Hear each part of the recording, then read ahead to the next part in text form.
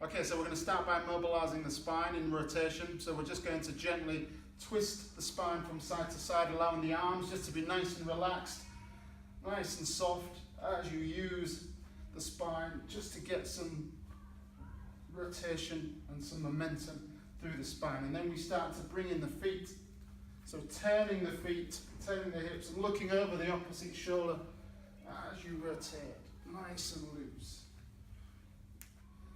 So we're going to take the weight onto one leg, and then from here we're going to use the opposite leg and opposite arm to create a contraction through the ribs, through the abdominal wall and into the opposite hip.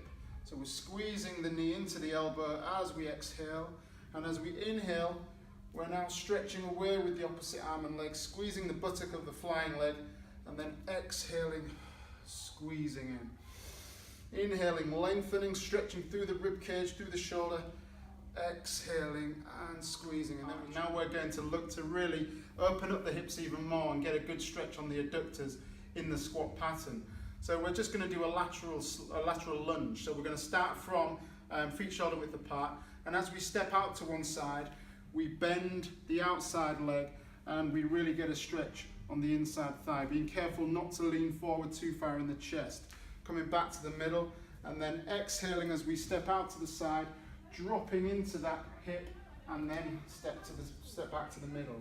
So exhaling, dropping down, getting a nice deep stretch on the inside of the straight leg, coming back to the middle, both feet facing forward all the time, stepping out, dropping. One side may feel tighter than the other, so simply just dwell a little bit in that position where you feel that tightness in the hip. You can rock backwards and forwards just to get a nice stretch on the adductor, and finally back to the other side. So we're going to come up onto the balls of the feet, and then from here what we're going to do is simply drop down by keeping the spine as vertical as possible and drop the heels towards the bottom, keeping the knees an even distance apart, and then driving off the heels again, lifting, keeping the spine vertical. Try not to tip forward as you come down, controlling with the toes. From here we can then slowly, under control, bring the knees to the ground, and then we can rock back and come back up. So this is a really strong workout for the balls of the feet. From here, gently coming down onto the knees and then rocking back. Great mobilization for the knees and the heels as well, and the toes. Okay, so now we're going to do another big exercise which incorporates glutes, quads, lower back, and emphasizes the abdominal wall as well.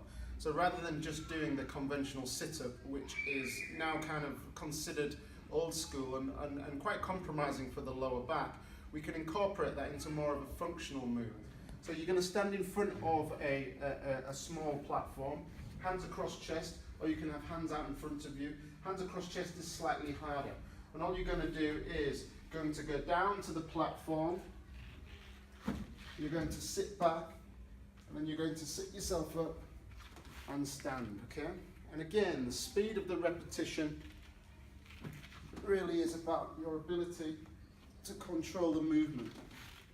If you can do it nice and slow, you're going to confer more strength to the target areas, such as the abdominal wall, such as the glutes and the thighs as you stand, okay? And try not to snatch at the movement. So when you come up, try not to use speed to do that, and use a breath out as you sit up, maintaining a good posture and keeping your feet on the floor as you stand through the move. Lower back, we're going to now start bringing the lower back in more and going down into the up into the shoulders as well. So we're going to inhale at the top, taking our hands up, and as we exhale we're going to forward flex round the spine and just allow the spine just to relax and collapse. Many people move with a very straight spine. You don't need to. Okay, you've got a lot of individual joints. Don't be afraid to round your back and just allow that stretch to happen. It may be in the lower back, it may be in the hamstrings. If you want to stay here for a few seconds and just move into that stretch a little bit deeper, use your breath. Inhale to come up and exhale just to extend, just to increase that stretch on the back of the legs.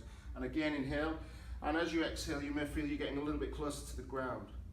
Okay, now what we want to do here is just bend the knees slightly, bring the palms onto the floor and walk ourselves out into a long, strong press-up position.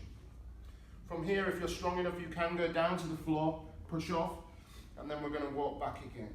This is a really good strength and stability exercise for both the wrist, elbow, and the shoulder. So again, we inhale at the top, we exhale, slight bend in the knees, the palms come to the ground, pressure in the wrists, come forward so that the wrists are directly under the shoulders. We can go down into a press up. If you want, you can rest here for a second, and then as you exhale, drive everything off together. Okay, so from the press up position, we can really go to what we'd call a more advanced shoulder and arm exercise. And we can start by pushing back into a downward dog position. So we're dropping the head down, looking up into the stomach, trying to lengthen the back and push the heels into the ground. I'm not the best example with my lack of flexibility. And then from here, we can drop the crown of the head down to the floor and then slide the nose along the floor and come up on an inhale and really extend the spine, dropping the knees to the mat. And then on the exhale again, we can push back into that downward dog position. And then on the inhale, slowly dropping the crown of the head under control, running the nose across the floor, and then lifting the chest at the end of the movement. Okay. And now from here, we can make that into a much more digestible or easy exercise. And what we can do is place the knees down on the ground, and from here, sit back to the heels, and then drop the head down from here, running the nose along the floor, and then coming up at the last for that extension.